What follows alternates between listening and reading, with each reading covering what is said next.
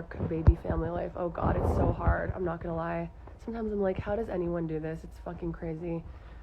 I don't know. I think the idea of balance is what I've realized is balance is not like realistic, because you can have everything, but it all swings to one side when you're focusing on it. So like, for example, I know that I want to be a good parent all the time.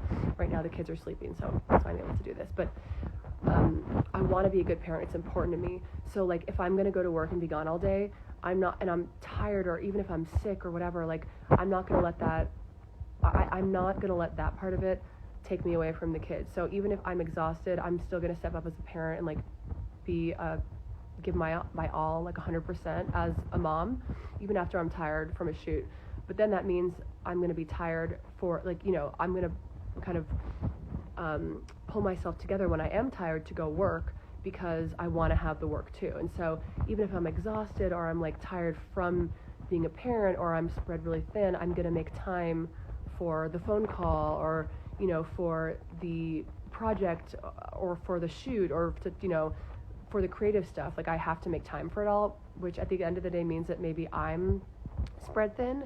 So the balance part is I'm having trouble with too, and I'm working on, but I'm just trying to make time for the things and not complain about them. And, you know, I am pretty good at it, but then there'll be times where I'm like, I need sleep, I'm really spread thin, I like can't see straight. And again, I don't know if that's good. That's just the way that I've been doing it. I just think if you want both things need 100% at some points.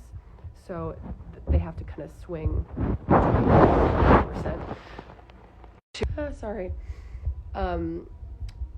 Yeah, I hope that makes sense. But then also there are times where like maybe a job comes in and it's not the right fit, and maybe before I'd say yes, and maybe now I'm saying no because I'd rather be with the kids. Like, if there's a job that comes in and maybe the rate's not right for me, and I can't even believe I'm saying that, because there was definitely a time where like that wasn't the case, but maybe now, because I'm a parent, I will say no. Yeah. Do you have a set of principles that you follow in your work that help you stay on track in the process of taking photos? That's a really good question. I never actually thought about that, but well, okay, the principles that I'm trying to adhere to now are following my gut, because for so long I feel like I was so nervous to just make everyone else around me happy.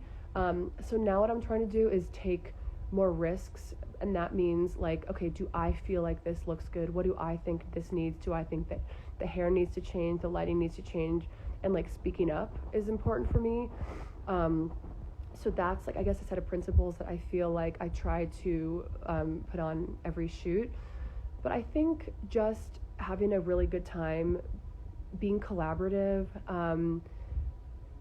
making everyone feel good. But I think what's important also is taking the time to stop and look at the picture when you're shooting. So like, instead of just go, you take a picture, look at the picture, assess it, see what needs to work, or see what's working and see what you think needs to tweak, and then continuing. I think taking the time really makes the picture better.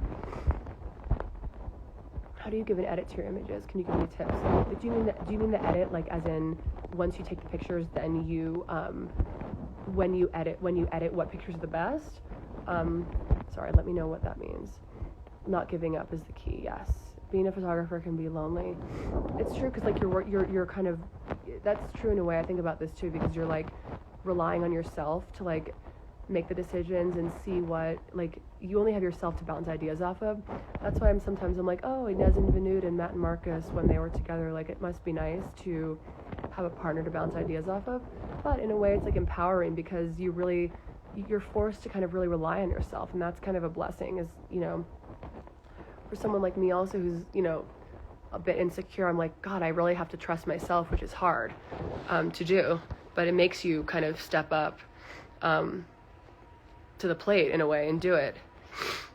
If you get shy, do you get nervous to interact with people? Oh my God, 1,000%. I used to get so nervous to interact with people, and I still do, but I'm better at it now, just because I acknowledge my own insecurity and I'm just trying to be nice to everyone. And honestly, sometimes, most of the time, I'm met with like niceness back, and sometimes I'm not. And that's what I've had to learn to deal with the most, is how do I manage my nerves when I'm not met with what like either I'm kind of giving to the person, or how do I not take it personally? But yes, I definitely get nervous to interact with people, because I want them to be happy and I want them to be having a good time.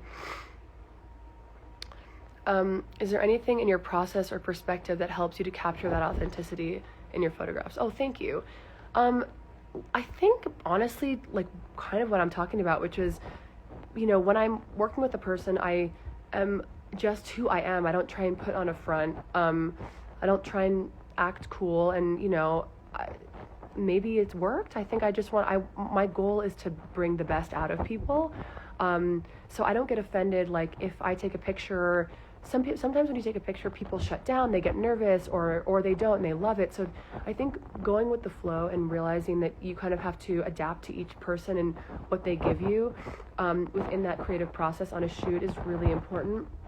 And that authenticity changes because you don't know what you're going to get with someone. Like maybe you'll get someone who's really confident, maybe you'll get someone who's really vulnerable.